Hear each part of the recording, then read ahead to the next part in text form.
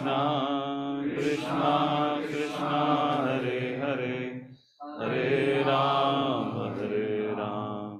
Ram Ram Hare Hare Nana Shastra Vichane Kanipano Sahadharma Samsapako Lokanamritakarino Tribhuvane Mahanyo Sharanyakaro Radha Krishna Padaravindra Bhajana Nahandena Mattalikayo Vande Rupa Sanatano Raghujugo Shri Jiva Gopalako Vande Rupa Sanatano Raghujugo Shri Jiva Gopalako.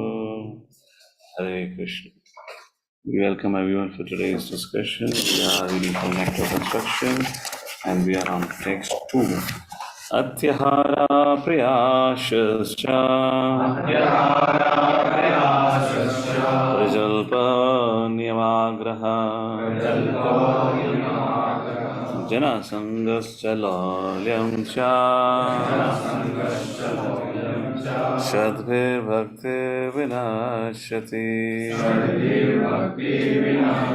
Translation purport by His Divine Grace, A.C. Bhaktivedanta Swami Srila Prabhupada ki. One's devotion service is spoiled when he becomes too entangled in the following 6 activities: eating more than necessary, ati ahar, or collecting more funds than required. And also we read yesterday, Bhaktisiddhanta Saraswati Thakur says, collecting too much information or studying too much books also. Second activity, over-endeavoring for mundane things, prayasas, that are very difficult to obtain. Third, prajalpa, talking unnecessarily about mundane subject matter. Fourth, practicing the scriptural rules and regulations only for the sake of following them, not for the sake of spiritual advancement. Niyam agraha, or rejecting the rules and regulations of scriptures, working independently, or once again, niyam agraha. Fifth activity, associating with worldly-minded persons who are not interested in Krishna consciousness, jana sangaha, and being greedy for mundane achievements, lalyam. Hare Krishna. How is the sound for everyone? Is it loud and clear? Okay. Yes. All right, thank you. And am I co-host here? Hi. So we have read until Ati Ahar or Atyahara. So 2 things have been discussed so far in the purport. The first part of discussion was how Srila Prabhupada talks about there are 3 energies of the Lord: Antaranga, Bahiranga, and Tathastha Shakti. We being a Tathastha Shakti, we being a marginal potential of the Lord, can get swayed in any direction. We are in the material world. We have definitely got swayed by the external energy of the Lord. Maybe I can just add up 1 or 2 points here. I was thinking today morning about it. We all remember when we had discussed Bhagavad Gita 7th chapter, verse number 4 and 5, we spoke about energy. We have to develop this sense of understanding, we are also energies. And if there is an energy, what it means to be. Energy, we discussed in the 7th chapter, verse number 4, Bhumirapana Khamanamudriya Ahankarityante Dinna Prakritir Ashtadha. It's just like if you talk about Atma and what Atma is doing in this material world, is surrounded by 8 different kinds of airs. And then it gets covered by mind, intelligence, false ego, and then you get covered by gross matter. It's just like one energy getting covered over by another energy, like that kind of thing going on. So if you look at it, Bhagavad Gita treats us as Atma. We are not the living, we are not the body, but Atma. And what is Atma? Atma is a source of consciousness, which means source of energy, isn't it? So when in 13th chapter Bhagavad Gita, Krishna calls us Purusha, we have discussed there, we are little Purusha. So just like sun, yes, sun is emitting energy. Sun is in that sense Purusha, but is not the ultimate Purusha. Because the source for the sun to function is coming from the Lord's Brahman, or the effulgence of Krishna. Similarly, we are also little sources of energy. We are able to produce some energy which manifests in the form of consciousness. But that remains, what is the influence of that? That remains limited within this kshetra. Now, because of the past karma, because of yogic practices, that influence can increase. For example, I'm talking purely from the perspective of how energy functions. So you might have to hear attentively to connect to it. Just like you might see there are some people who become very influential, and then people are willing to follow them, do whatever they say, isn't it? In other words, if you see, they're kind of acting as, just like although they have their own body, but now somewhere, somehow they've got a control on the bodies of others also. If they drink coffee, they will drink coffee. If they wear a particular item pant shirt, they'll say we'll also wear a pant shirt. So it's just about either through your past activities, karma, or as through the yogic practices of this life, one creates, increases influence, but can never meet the influence of the Lord. Therefore, Bhagavad Gita talks about the two kinds of Purusha or Kshetra again like that. Now, the question arises, if you see from the perspective of energy, Bahiranga Shakti, Antaranga Shakti, and then there is a marginal Shakti, energy, then what should be our direction of life? If we are energy, what is supposed to happen? So it is said we are supposed to purify ourselves, isn't it? Cheto Darpanam Marjanam. It's just like imagine, if the resistor is not proper, the electric current will not flow. Although the energy is there, but it will be corrupted, isn't it? It will be a partial thing. Similarly, because of our contamination with Bahiranga Shakti, our energy has got diluted. Therefore, Krishna says, when you realize your pure consciousness, or when you're situated in pure consciousness, which means you're in a pure format. For example, how many of you from electronic engineering background here? Now, semiconductor is very famous. Why semiconductor is famous? Because it's neither completely obstruct, neither it's a true conductor. It's in a semi-state. That's the reason called semiconductor, which means when it's in a semi-state, you can manipulate and control. But even that semiconductor is not found in the pure state in this world. Semiconductor comes from what? Where? Sand. It goes through its whole elaborate process, a huge, highly technical process where the semiconductor wafers are created. The pure semiconductor, which means it goes through its own process of purification. You getting it? So anything in this world is contaminated. Now, when that semiconductor, sand turns into a semiconductor in its pure state, only in its pure state, then it is used for the purpose of electronics, whatever you have, the chips that you make of it. And if in case any slight portion of contamination gets added, it has to be rejected. So semiconductor in pure state, when it is there, you can make big, chips. A lot of functioning, a lot of activities can happen. Like that, if you see in this world, everything is contaminated. So I'm trying to bring you to somewhere. If everything is contaminated, where are we headed to? Where are we headed to? So we know about there is something called as external purification, that's called as internal purification. You understand why Swacham is given so much attention now? Cleanliness is next to godliness. So we have to externally clean ourselves. And there is an internal cleanliness also. Now, internal cleanliness means cleanliness of consciousness. Heart, correct. But heart is a physical element. But what is a subtle thing actually? Is a consciousness. So purification of consciousness. So would it be correct if I say all of us here are what? There's only one goal that we have got right now, is to purify our consciousness. Would that be fair enough to say? How many of you agree? All of us are just trying to purify our consciousness. Now, because by the grace of the Acharyas, we have been told what is the end result. Therefore, we say every Vaishnava, what is that? Every devotee who claims to be a Vaishnava must carefully guard against this ten of in order to quickly achieve the desired success. So that is the goal of the purified consciousness. So now, how do you purify consciousness? So then comes Cheto Darpanam Marjanam, by the chanting of the holy names of the Lord. Okay, what else the scripture says about it? Now, if you take a look at it, all of us, each one of us who are born in this world, what is the base consciousness with which we are born? What is the base level of consciousness? You can say there's a consciousness of plants, there's a consciousness of animals. You know, the standard consciousness, and there is a human consciousness. But when you talk about human consciousness, there are 4,000 varieties. And there are 4,000 varieties which are mentioned in Padma Purana of human types. What are what it differentiates on? Is on the level of consciousness. Yes, Krishna Prabhu? Prabhupada said every child who is born actually is ignorant. Correct. Now I'm saying the 400,000 varieties of human beings, according to Padma Purana, what is the difference in 400,000 varieties? It's a consciousness. Difference is consciousness. Okay. So now the 4,000 varieties means consciousness. We are talking about from Tamoguna to Shuddha Sattva. That is another way of talking about consciousness. We'll not go into that. Let's focus on a little bit of consciousness right now. So Krishna Chandra said, Srila Prabhupada dies when a living entity is born. Let's say human being is born in Tamoguna, which means animalistic consciousness. So Taittiriya Upanishad, the Mandaka Upanishad talks about that is known as Anamaya consciousness.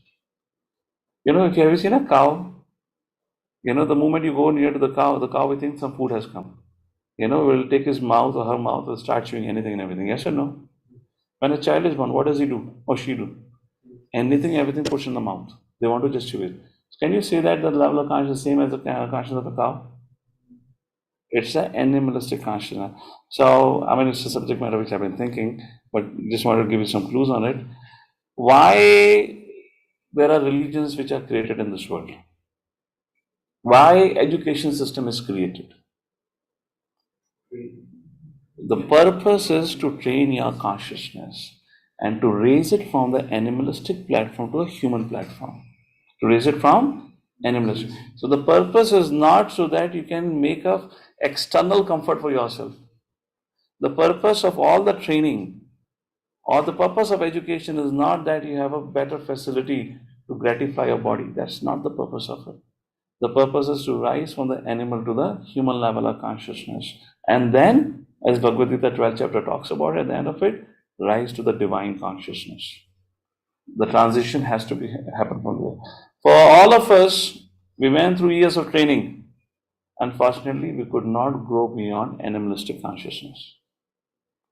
Unless we came across, let's say, scripture like Bhagavad Gita, Srila Prabhupada's association, where we rose from the animalistic consciousness a little bit to human consciousness. What is purpose is? What is human level consciousness? Following four regulatory principles. No meat eating, no intoxication, no gambling, no illicit sex. This is the beginning step of human consciousness, not of divine consciousness. So all the different kinds of religions, all the education system which are created there is to create a civilized human being from an uncivilized human being. Look from the bigger perspective. All the religions which are created in the world, all the education system which are created in the world are created to make a civilized human being. The goal is civilized human being. From what? Uncivilized human being. So when we talk about religion being faith-centric, it has its own need. Because earlier education was based on this religion. Sound gone? Hare Krishna. What's happening? Internet issue. We can, yeah. Yeah. So what was I saying? So the goal of all your religious practice, the goal of education that we have to create from uncivilized to civilized human being. Unfortunately, now, therefore you'll find within our scriptures, there are varieties of philosophies. There is a Nyaya philosophy, there are 6 systems of philosophy. They all aim to create a civilized human being. And whoever had taken, when we asked, they were instructed on that subject matter. You find this in first canto Srimad Bhagavatam, when he instructed and handed over the 6 system of philosophies to his 6 different disciples and they took it up. Then, according to their level of realization, they thought that is best. And they stuck to it. Now, among all these varieties, now people ask that religion, what is the role of religion? The role of religion is to bring it to a divine consciousness. What is divine consciousness? Can anyone define what would be divine consciousness? Yes. Consciousness of service. Okay, what is divine consciousness? Not consciousness service. What is divine consciousness? No Krishna. Give me Shastri Praman. Don't just think of it. You have been studying for all. Yes, what is divine consciousness? Thinking always about God. What is divine consciousness? Maybe terrorists are thinking more than you thinking. Surrender to God. What is divine consciousness? Then the surrender of the terrorists are greater than your surrender. They're willing to die for the faith that they believe in it. No. Vidya vinaya sampanni brahmani gavihastini suni chaiva sapake cha pandita samadarshina. That's a divine consciousness where you stop discriminating.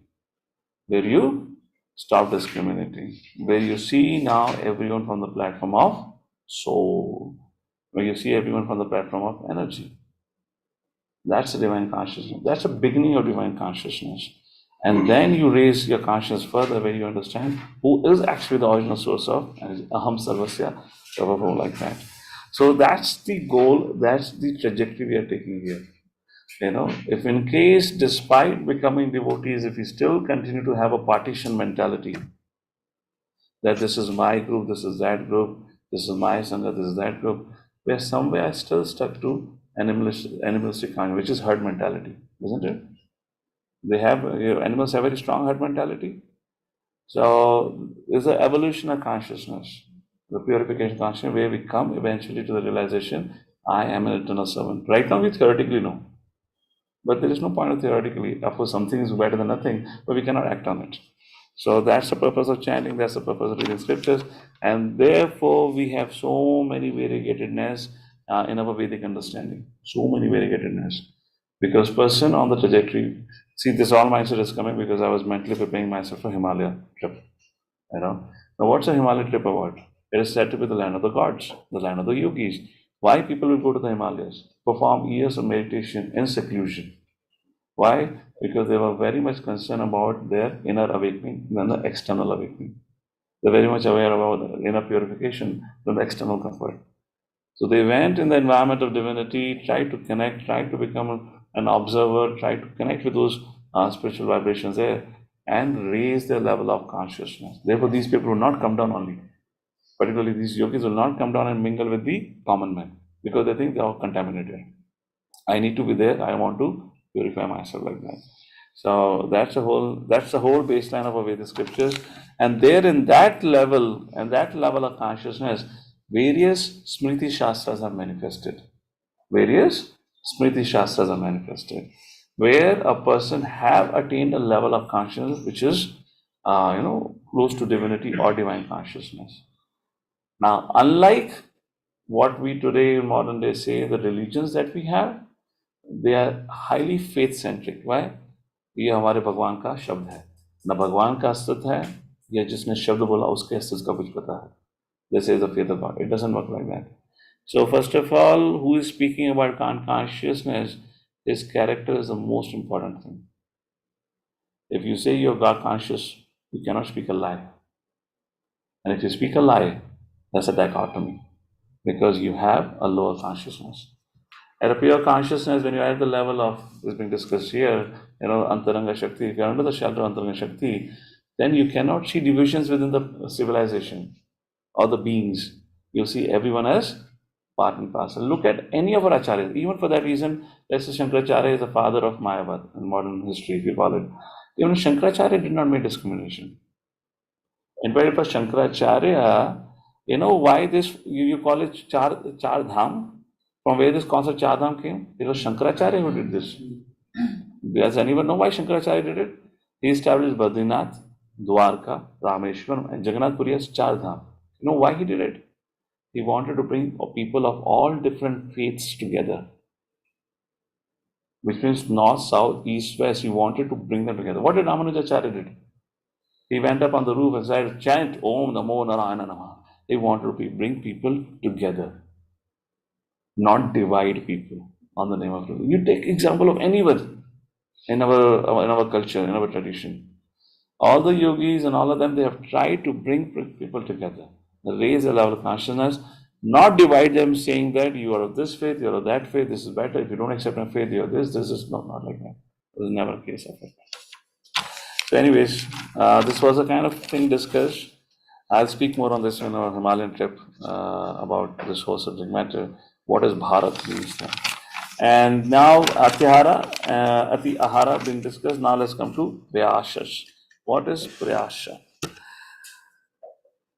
Collecting and eating more than necessary also causes prayas, or unnecessary endeavor. By God's arrangement, I remember one of you, I believe Sarah was making a point yesterday. When we possess too much, it leads to anxiety. That's the point is here. By God's arrangement, anyone in any part of the world can live peacefully if he has some land and a milk cow. There's no need for a man to move from one place to another to earn a livelihood. One can produce food grains locally and get milk from cows. Why people are not, imagine if ISKCON happens to tell all of you, okay, Prabhu, we have got 100 acres of land in Villa, outskirts of Pune, okay, and to all of you, those who are married, will give you, let's say, what, 3,000 square feet of, let's say 5,000 square feet of land. You can build your small cottage and we'll give you a cow, milk cow, which you can milk also. And that 5,000 square feet, you can have some land for your agriculture, and of course, there will be community agriculture facility. How many of you think devotee community are willing to move free of cost? We are distributing free of cost. How many say, Prabhuji, maybe, maybe not? Raise your hand. Maybe, maybe not. क्या है तुम्हारा? हाँ, you are willing to move? Are you sure?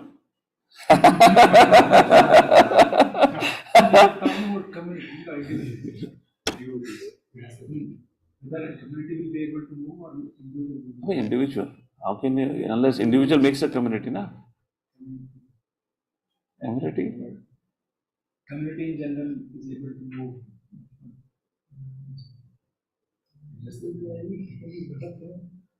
Did I say that? Or did you overhear? तुम double double सुन रहे हो मुझे headphone लगा के लगता है तुम डायरेक्ट भी सुन रहे हो उससे भी सुन रहे हो तुम्हारा ओवरहियरिंग हो रहा है Okay, let me ask this question coming back to you. Imagine, that's what Prabhu was saying now. Nothing else is needed. Have a piece of land. Let's say as an ISKCON takes a responsibility, we need to really help our community here. So to every individual, they give a piece of land, let's say 5,000 square feet of land. You can easily have a small kutia and 500 square feet. What do you need? A small kutia. You have 4,500 square feet of land still remaining to do whatever gardening, to have a cow and everything. If it is all given for free of cost, don't raise your hand thinking that Prabhuji, मैं rent पे चढ़ा दूंगा. उसके लिए हाथ खड़ा करना. Think if you gonna move in, how many of you think you're willing to move in? Raise your hand. Retirement के बाद नहीं, अभी आगे. That's okay. We always push the good thing for future. Even after retirement, you cannot move in. But right now, imagine if that happens. I'm just asking, how many think? Which means you'll have to quit your IT job. You have to really accept the village life. There ain't going to be any AC. There's no probably dish TV or GTV, whatever TV comes. Like that. There's no facility. So how many of you think you can be there every day in the morning? You wake up. So mothers, those who are raising their hand, every morning you'll have to go and milk the cow. You have to feed the cow. You'll have to do all those things. Not like that. And the man will have to take a plow and go and dig the ground. अभी तुम लोग यहाँ बाहर तो जाके खड़ा हुआ नहीं जाता. So how many of you think you can do that? अबे तो 10 काव ले ले, एक तो संभाल ले पहले, एक काव और भी. Anyways, हाँ अभी सब रेडी हैं, तो सब रेडी हो ही जाएगा. ये पता आने वाला नहीं है कुछ. Point is look within. Why we have become so complicated today? Point is, wasn't that everyone doing before this? That's what Prabhupada is making a point. Earlier, this was a civilization. Let's say go back 500 years ago. I don't know about 200 years, what happened under Islamic rule or British rule. Let's go 500 years ago. This is what everyone was doing. Even if you go in villages today, would you not see there is a small hut and every hut or every house would have one cow, one bull, something like that? Yes or no? All of us have seen. You go from Punjab to Odisha to South, North, anywhere. It's still there. Why we cannot do it today? Because it's become very complicated. Why? It's just all because of training. In the training, we have been have got a mindset that we have to live a life which brings comfort to the body. We have to live a life which brings comfort to the body. We are too much tuned to that consciousness. However, earlier it was never like that. Comfort of the body wasn't. In fact, despite all that, we are not comfortable. Those who are living in the city, in a big high-rise building, living in an AC environment, they have the more diseases than those living in the villages like that. So earlier culture there was a very clear benchmark. Either you are brahmachari, then if you want to continue in brahmachari ashram, take sannyas and wander around. Either you become a grihastha and then die as a grahastha, isn't it? Yes, no. If you become a grahastha, then you have to raise your grandkids, then grandkids ke grandkids. You know, अगली 10 generation को पैदा करके जाना है. It wasn't never like that. So those of you who say after retirement we'll do it, forget it. Impossible. That statement is coming from a cultural background where people actually would retire.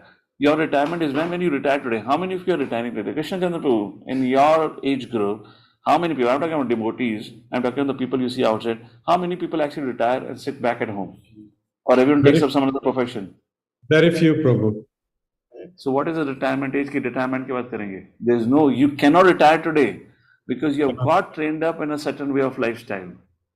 So when we say retirement, whenever parents say retirement, because earlier was a culture where people actually would retire. अभी सिर्फ ये बोलने की रह गई है, करनी नहीं रह गई है. It's not possible. Krishna, we had something else to say? Yeah, Prabhu, you spoke about the land. I will give practical example. Even brahmacharis or grahasthas. ISKCON Malaysia, we got 400 acres of land. Only the brahmachari who initiated the project is staying there. Nobody else is staying there. Oh yeah, we have so many projects here. We have Talashri, hundreds of acres. Who stays there? Nobody stays. Even Nobody. go and stay there. Yeah, it's not about brahmachari and grahastha. The attention I'm trying to bring here today is we have got trained up in a certain way. Yeah. We want to be And the same. unless we are clear of it, what we are doing, nothing much will change for us. In devotional life, we'll look for those things what we were looking in outside world. We need to purify our conscience. Is your conscience getting purified? That's the question here. Are we moving forward? Or we are stuck in our place now, whatever we had before, we are trying to gratify the same thing in Krishna consciousness. If tomorrow you're not happy in Krishna consciousness, would you still continue to perform bhakti? Probably not. You know, it will become difficult. People will leave. Because if happiness has become the goal of my bhakti, I'm practicing bhakti because I like it. Then tomorrow when things are not going in your favor, then what? Then I quit it. So that's the point I'm trying to raise here. You know, as we are practicing bhakti, there should be perspectives of life should be changing. You know, the way of looking at things should be changing. Otherwise, our foundation is coming from what we have been trained to. So there is no need for a man to move from one place to another to earn a livelihood. For one can produce food grains locally and get milk from cows. So, no need to move out of Hinjawadi now. Huh? All the IT fellows? Why you keep applying for a job change now? Tell me. If you are so satisfied in bhakti, नहीं प्रभु जी salary अच्छी नहीं है, दूसरी जगह जाना है. What Prabhupada is saying, there is no need for a man to move from one place to another to earn a livelihood. One can produce food grains locally and get milk from cows. Or one can buy from local DMart and be satisfied. This can solve all economic problems. Furthermore, fortunately, a man has been given a high intelligence for the cultivation of Krishna consciousness or the understanding of God. One's relationship with Him and ultimate goal of life, love of God. Unfortunately, so-called civilized man, not caring for God realization, utilizes intelligence to get more than necessary and simply to eat to satisfy the tongue. By God's arrangement, there is sufficient scope for the production of milk and grains for human beings all over the world. But instead of using their high intelligence to cultivate God consciousness, so-called intelligent men misuse their intelligence to produce many unnecessary and unwanted things. So how many of you think you're misusing your intelligence? Or are you using your intelligence? Use, misuse, what do you think? कुछ भी नहीं बोला, तुम जो भी IT में कर रहे हो मिसयूज ही तो कर रहे हो अपने इंटेलिजेंस का. I mean, all unnecessary things are being produced, isn't it? So fine, that's for your livelihood. Okay, no problem. But that should not remain a lifelong project. Thus, factories, slaughterhouses, brothels, and liquor shops are opened. If people are advised not to collect too many goods, eat too much, or work unnecessarily to possess artificial amenities, they think they are being advised to return to a primitive way of life. Generally, people do not like to accept plain living and high thinking. That is their unfortunate position. My question to all of you, which means earlier people had this mindset. That's what Prabhupada is saying, isn't it? So why people before were more tuned to plain living, simple living, high thinking? Any thoughts? We are not today, but why people were before tuned to? Yes, Vishikan, what's your thought? Because they were in mode Hey, we can quickly pass this. You guys can come through. This is the advantage of violence.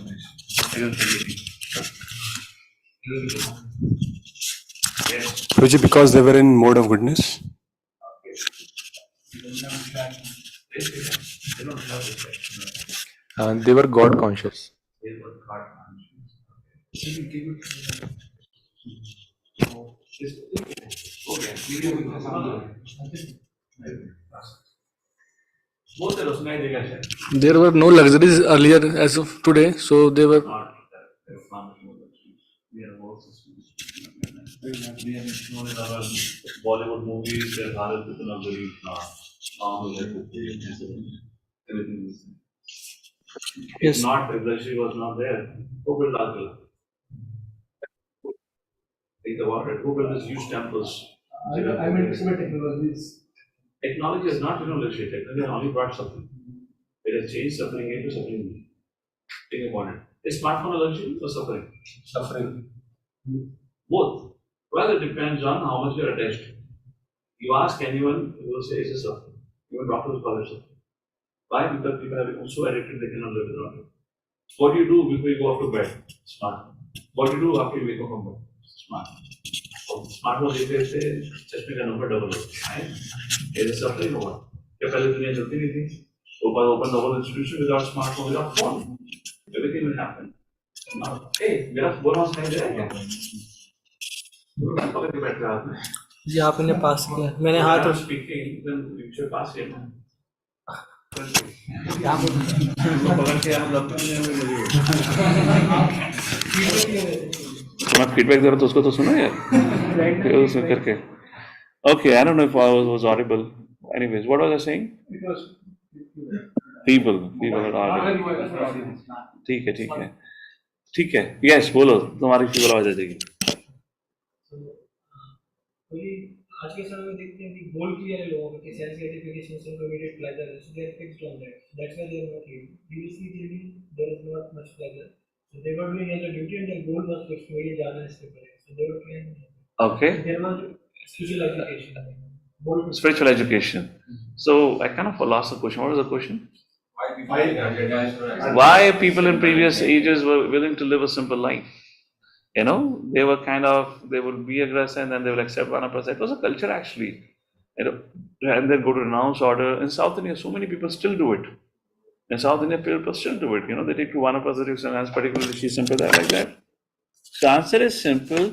People, or not people, I would say, originally our culture had focused more on inner growth than the external growth. This was something which was trained from beginning, which means to raise our level of consciousness. That was the goal. I mean, how many of you have ever wondered why India, let's call it Bharat, if Bharat Bhumi had been the Bhumi of great sages and all intellectuals like Chaitanya Mahaprabhu, Rupa Goswami, Jiva Goswami, Shankaracharya, Ramanujacharya, Madhvacharya, they memorized all shlokas, everything they knew. Why they could not bring about technological advancement? Open question for all of you. Now, let's give you some statistics. 1805 is a documented fact when India had more than 5 lakh gurukuls. India had more than 5 lakh gurukuls. British didn't even have 50 colleges or schools. Britain did not have 50 schools or colleges. So when the British India or East India Company came here first, and when they saw why education is so popular here, because education was given for free. And they were trying to teach the people there. Nobody was taking education because education was expensive. So this Britain Empire or East India Company, who was ruling more than half of the earth, they thought, okay, let us replicate this model.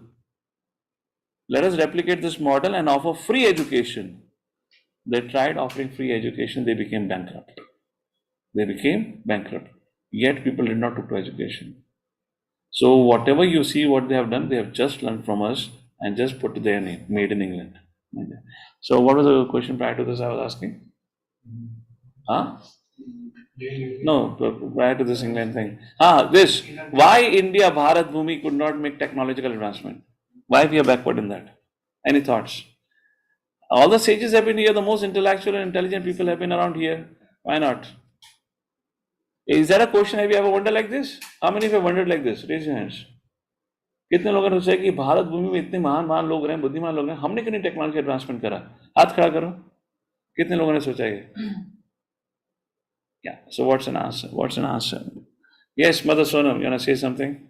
Because Prabhuji, the aim was spiritual growth, not material growth. Okay, Mother Indradika? Yeah, even I was telling the same thing. I think they were concentrating on their inner self and reading the scriptures. We have so many scriptures and all, and they were. Fine. Thank you, Mother. So point is, it was a culture. We had our culture, the culture which was aimed at purification of consciousness or elevation of consciousness. That was our culture. Even what you call as Hindu culture today is not about that at all. Those who have come from Brahmanical background, is that the subject matter of today? Subject matter today, what culture, what we have remaining remnants of Hindu culture, if you want to call it, is only about money making. Yes or no? That's emphasis. We have lost a culture. And who has preserved? These paramparas are preserved to some extent. Sri Sampradaya, Madhava Sampradaya, let's say our Brahma Madhava Gaudiya, they have preserved it. They have protected it, but we are on the brink of losing it. Even the Brahmanas who are supposed to be protecting this culture, they have become corrupt. Everyone is about making money. Prabhupada therefore struggled in India. Nobody was willing to listen to Prabhupada like that. So it was part of our culture. Material progress was never. If material progress was ever part of a culture, then why would there would be an understanding of renouncing at the age of 60 or 50? You would have continued to live like Dhritarashtra at the end of your life. But it was never ever part of like this. So it was a common understanding, which was a God conscious sense of understanding. Even if you're not God conscious, even if you are impersonalist or Mayavadis, even they would go to the path, elevation of consciousness. And what was the base idea of it? This whole culture was based on what understanding? What is the foundation of this whole culture? What is the foundation of this whole thing? The foundation is the fact, I am not the body but spiritual. The foundation is the fact that I'm not the body but spiritual. Because that foundation is completely destroyed today. Even Brahmanas are only Brahmanas for the name. Therefore, they're looking for how to make money, isn't it? If this understanding would be there, that I'm not the body but spirit soul, then you will focus more on the growth of your soul, which means the consciousness. So that was the culture before, and here we are today, and ISKCON is struggling, making its best attempt to raise the level of consciousness of our people around. Human life is meant for God realization. And human being is given higher intelligence for this purpose. Those who believe that higher intelligence is meant to attain a higher state should follow the instructions of Vedic literatures. What higher state? Higher state of consciousness. By taking such instructions from higher authorities, one can actually become situated in perfect knowledge and give real meaning to life. Srimad Bhagavatam 1.2.9, it is mentioned, Dharmasya hi apavargasya narthotaya apakalpate nathasya dharmakantasya kamalabhaya hi smataha. All occupational engagements are certainly meant for ultimate liberation. They should never be performed for material gain. But all Brahmanical activity today perform for material gain only. Right? We have this Brahmana right behind. He has the most expensive cars. जब भी गणेश गाड़ी लगाता बोलता प्रभु जी आप पहले गाड़ी चलाओ. मैंने कहा मुझसे चलवा रहा यार तो अभी आप पहले चला गाड़ी. I asked him and I said, yeah, you purchased recently this car. After 6 months you purchased Innova. After another 6 months you purchased, what is that car? You were there with me. Some Thar car is there of Mahindra, which is 20 plus lakh. मैं कहा तू रहता छोटी सी कुटिया में है तो क्या है? बोला प्रभु जी my life's passion is expensive cars. This is Brahmana. And what's his goal of life? Mercedes Benz. Our fellow IT engineers were becoming insecure. वो लोग बहुत क्वेश्चन पूछे थे, कहाँ से पैसा आया, कैसे आया, मैं चुप बैठे, शर्म नहीं आती क्वेश्चन पूछ रहे होते. तुम लोगों की इनसिक्योरिटी बढ़ रही है उसकी ऑफिस इसको देखकर. I had 2-3 devotees with him there behind him. कैसे पैसा आते हो, कैसे कमाते हो? मैं तेरे को क्या करना है, तेरे को क्या चल रही है. Furthermore, one is engaged in ultimate occupational service. Dharma should never use material gain to cultivate sense gratification. That's what is happening today because the culture is lost. Brahmanas are also only of the name of Brahmanas.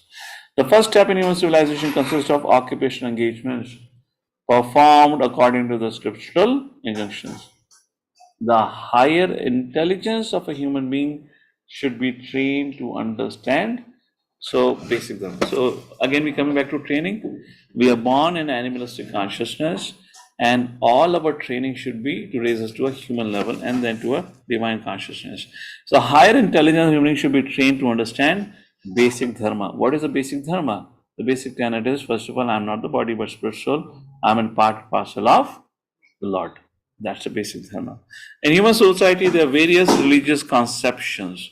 We talked about in the beginning the religious conception, different understanding, characterized as Hindu, Christian, Hebrew, Mohammedan, Muslim, and so on. For what? For, pay attention. For without religion, human society no better than animal society. You got the point? This was our opening discussion. Because this religion sets a kind of a platform where you're given a certain training which raises your level of consciousness. Otherwise, imagine if there was no training to given to us, you would still be putting your hand and mouth everywhere, putting in your mouth like a cow. Yes or no? It was your mother who chastised you. Hey, ye khate nahi hai. You were trained, isn't it? Like Krishna gets chastised by Mother Yashoda. You would have still remained like animals. Probably you would not have even learned to walk on your feet. You would have crawled. Now, those who say we have come from a Stone Age era, see what's a falsehood in there? Because Vedic culture is timeless. Today we are not following culture, which means it itself is self-evident that people before were civilized, today they have become uncivilized. Why uncivilized? Because the culture is lost. There is only one culture today, sense gratification. How I can enjoy more and more, and we are born and brought up in that. So there are different religions are born to train people. And these different religions, why exist? 17th chapter talks about it based on different levels of consciousness. However, not all religions are able to or successfully able to raise their level of consciousness. Certain religions, in fact, most of these religions, which are man-made religions, actually, which they unnecessary credit to the Lord.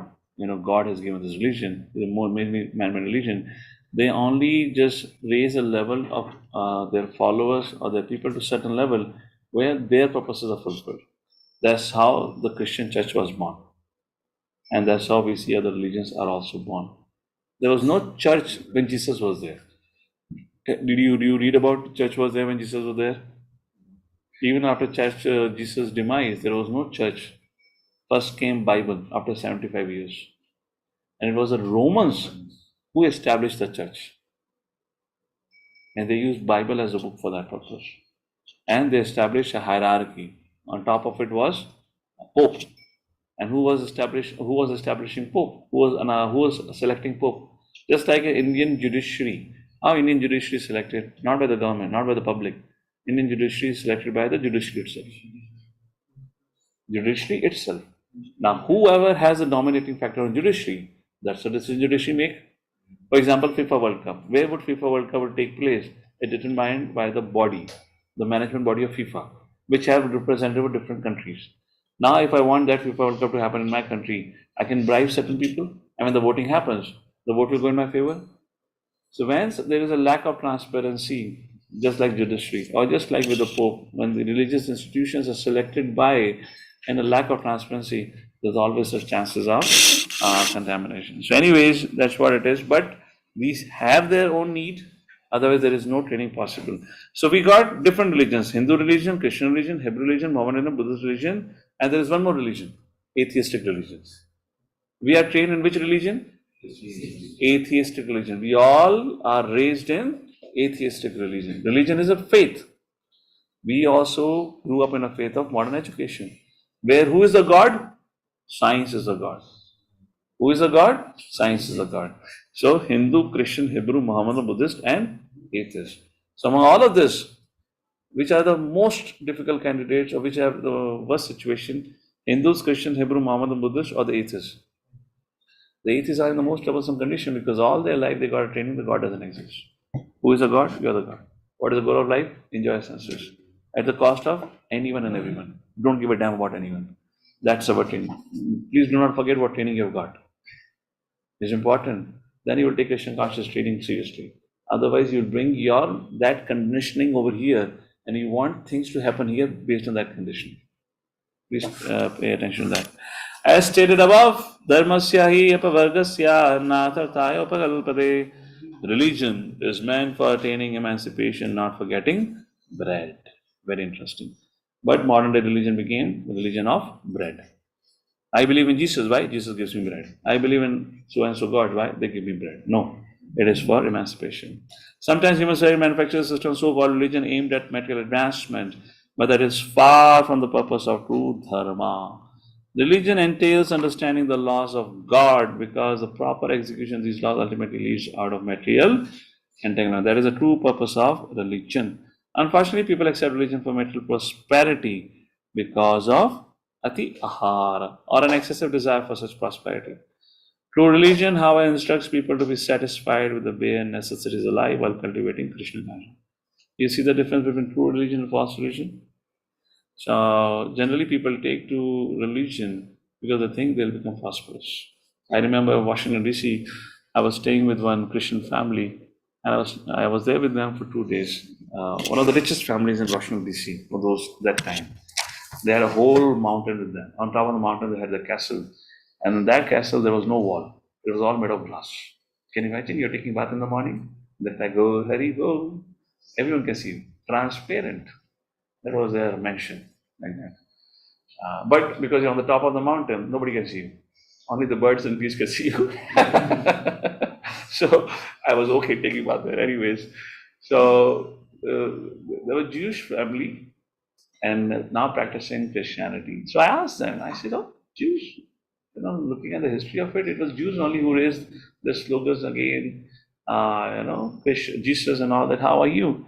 So they said when we moved here, that their family moved from Germany during the Second World War. When they moved here, we had to find some settlement. We needed some friends. So what to do? So the best friends and the best kind of people you can find is in the religious circles. They said we joined this particular church. Not me, my parents. And since then we are part of the church. So I said, what happened in the church? Well, all of us assemble in church only for one purpose: how to make material progress. These are his words. Of course, I'm putting in my language now, but this was the conclusion of it. We go there generally to crack our business dealings.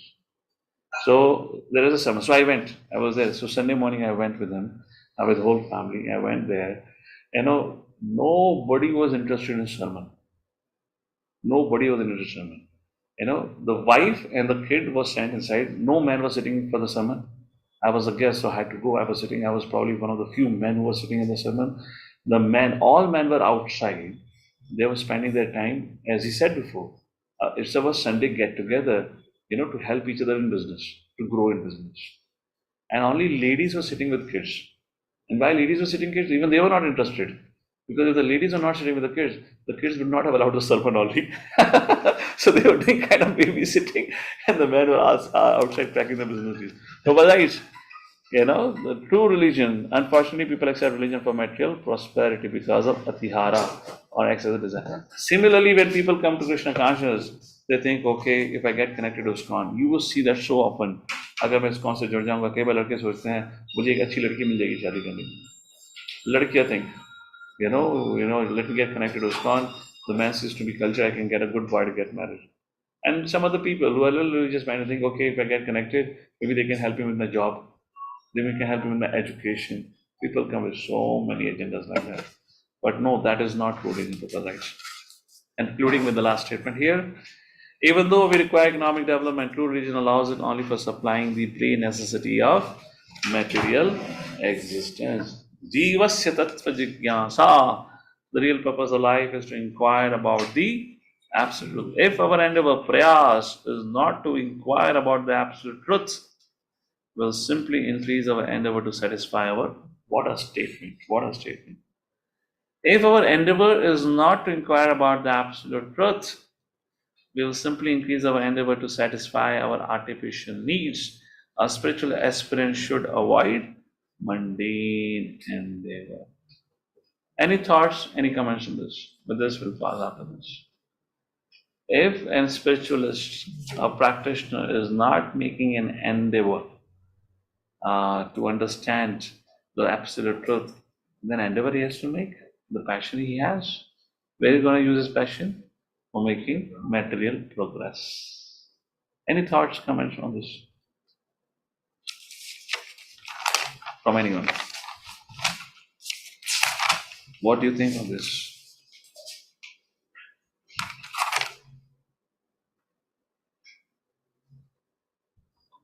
Yes, Ashur Prabhu. If we would not have been in this kind of trainings or teaching of this movement, then we would definitely been in this institution or. So first point that we learned is training is so important. If you do not take training properly, if you don't hear and read scriptures properly, even you may chant Hare Krishna, nothing will happen. It's just not going to make a difference. Don't think because I'm chanting Hare Krishna, everything will take place. Nothing will happen. So training is important. Anything else? First of all, again, it's a self-discovery. I have come from a very strong atheistic background, which has taught me sense gratification with goal of life. I've come from a background where I've been trained to become self-centered and selfish. You acknowledge this or not? I have come from that background. Now I am entering into a forum where I'm told to become selfless. There's going to be a lot of challenges. There are going to be a lot of challenges. There are going to be a lot of, our mind is going to play a lot of games, a lot of tricks over there, not to become selfless. Therefore, there are rules guiding it. Just like we recently discussed, for Grahastha, charity is inevitable, unavoidable. Every Grahastha should make a charity. Yesterday, our brahmacharis were hearing Radhashyam Prabhu's discussion for the leaders. What Radhashyam Prabhu was making a point, he said every student, even who's not even married, who's a working student, should compulsory contribute. You cannot give up your selfish propensity. We keep on making excuses. When it comes for spending on oneself, when it comes to spending on your parents, we don't shy away from it. These are the things which we need. Again, how much to contribute? There should be certain percentage that you decide. 2%, 5%, 10%, whatever it is, but it is to be. Otherwise, think about it. How would we rise above it? So we delay the process. So what we do, of course, it takes time, no doubt about it, but we hear everything.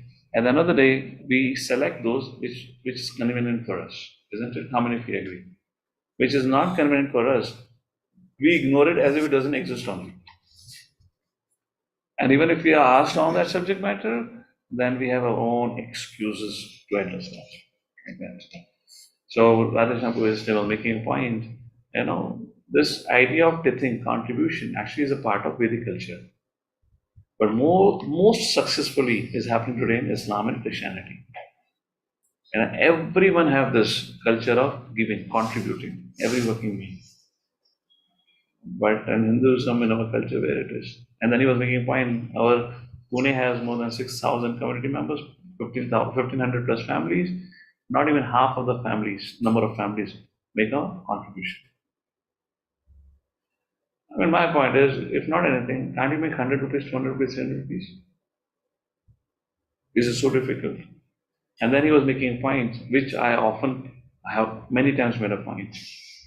You cannot make a progress unless you develop gratitude. Therefore, I get mad, I get angry.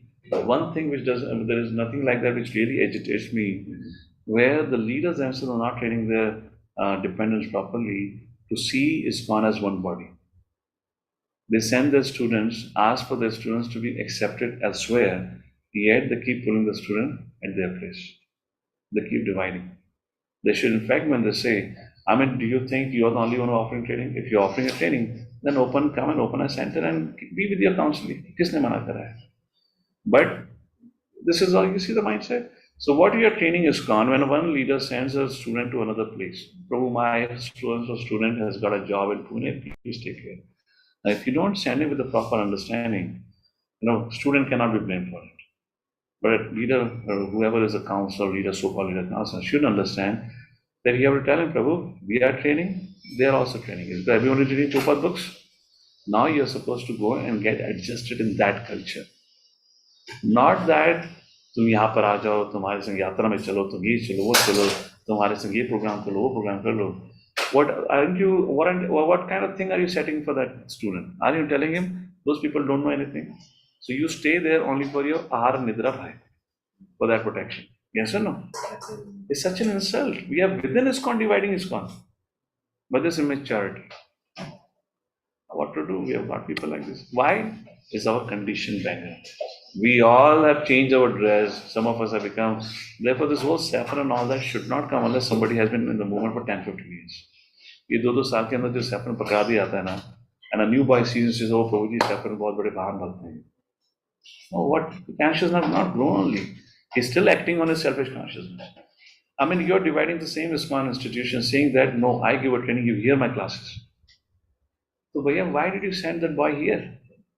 That's the reason I get mad at this. I say, what is this? The immaturity of the leader, or the worst, who suffers?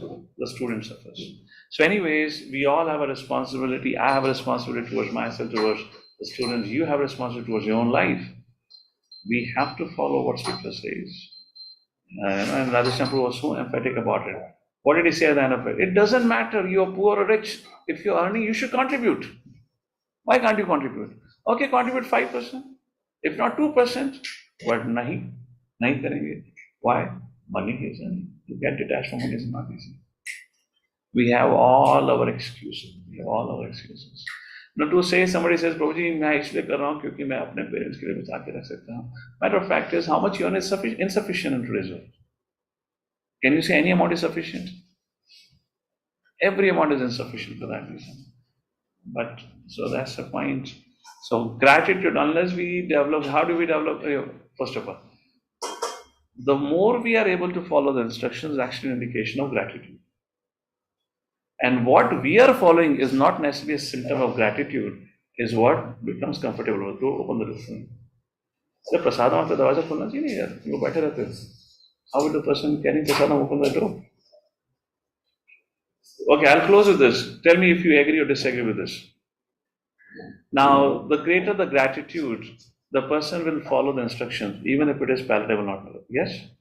Yes or no? And when there is no gratitude, the person will only follow what is comfortable for him. Yes or no? And then will justify why he's not following other things. If there is no gratitude, there is no question of progress. If there is no gratitude, there is no question of progress. So gratitude has to be cultivated.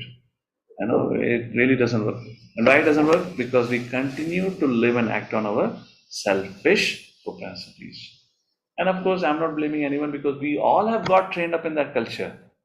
From our childhood, we were taught, take care of your interests, take care of your interests. The best of the friends will not share their notes when the final exams will come. The best of the friends will not talk about, yes or no, how many of you agree? Raise your hands. Well, for example, पूरे semester या पूरे year, they have played together. They have ate in each other's house. But when the exam will come, they will not share notes. How many of you have had that experience? Raise your hand. Now, what is the meaning of your friendship then? I remember I was in 8th standard, and right during the final exam, I felt sick, very seriously sick. And there were some very important classes that probably for almost a month I missed it. So I had a friend of mine. We had a lot of good friends. I had a friend of mine, and then Uncle Saxena. So I had no notes that time. So my mother asked what to do now. I said we have to talk to teacher. Teacher said, why don't you ask your friends? I asked several of them. Nobody gave me notes. Then I asked Uncle Prabhu, Uncle Saxena.